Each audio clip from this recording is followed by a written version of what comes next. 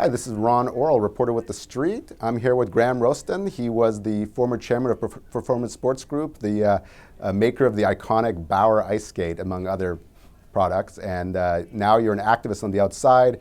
You've been, I guess, very frustrated with the company, and they haven't responded to you.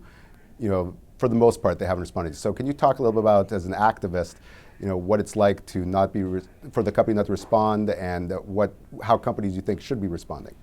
Well, actually, I started out as the guy who led the process to buy Bauer from Nike back in 2008, and we won that process. And I took it public as the chairman in 2011 on the Toronto Stock Exchange. And I left the board at the end of 2012 as and I became the largest actual individual shareholder of the company at that point in time. And I sort of looked at that company in my rearview mirror. I didn't sell any stock. I kept all my shares, other than for tax reasons, and wanted to stay on as the largest shareholder. But I moved on after 5 years of serving as the chairman of the board.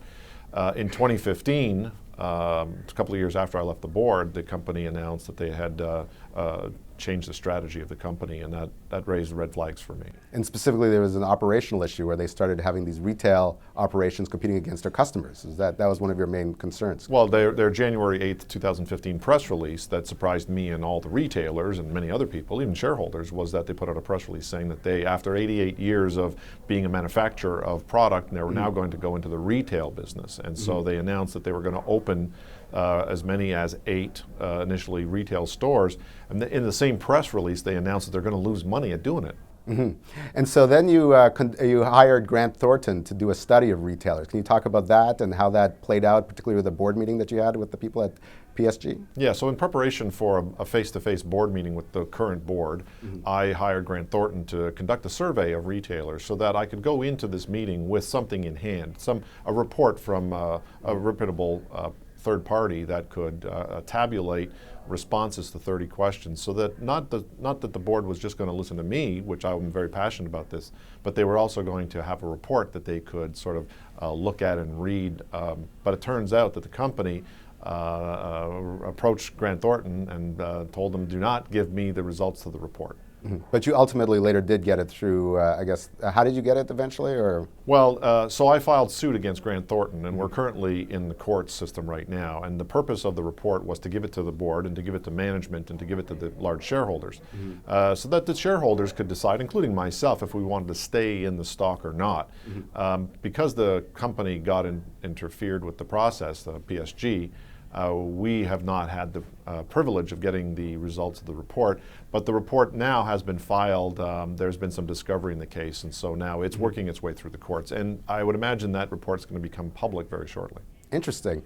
So at TheStreet, we're very obsessed with governance issues, and we did a story recently where we found that the top, a lot of board of directors sit on competing company boards, which raises a lot of competitive issues. So, and I believe that at Performance Sports Group, you also found one of these competitive issues with one of the directors from Sagard, and that was also involved in with Sagard being involved in a competitor, CCA, which makes Adidas. Can you talk about that? What is the concerns you have with directors that are from the same company serving on boards of competitors? Yes, well, the company is Sagard Capital, which is owned by Power Corporation. Right. And Power Corporation, through a series of entities, is also the largest shareholders of Adidas. Right. And Adidas owns 100% of CCM. So theoretically or technically, Power Corporation has representatives on the boards, or did at this time, at PSG, Performance Sports Group, Bauer, and CCM.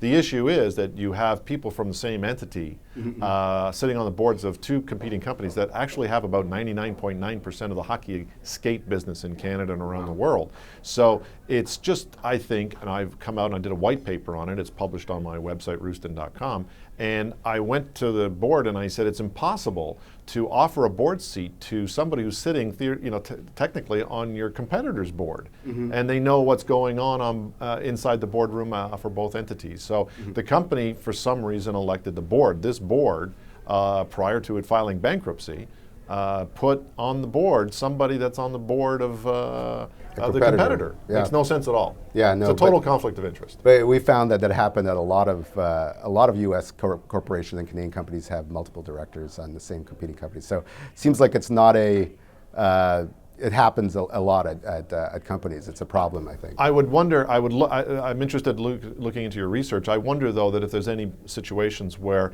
an entity is on the board of competing companies that have 100% of the market. That's true. That does seem like a very questionable thing. So anyways, we'll be interested to see how this whole thing plays out at Performance Sports Group. Graeme Roustan, thank you very much for taking the time to chat with us. This has been Ron Orrell with The Street.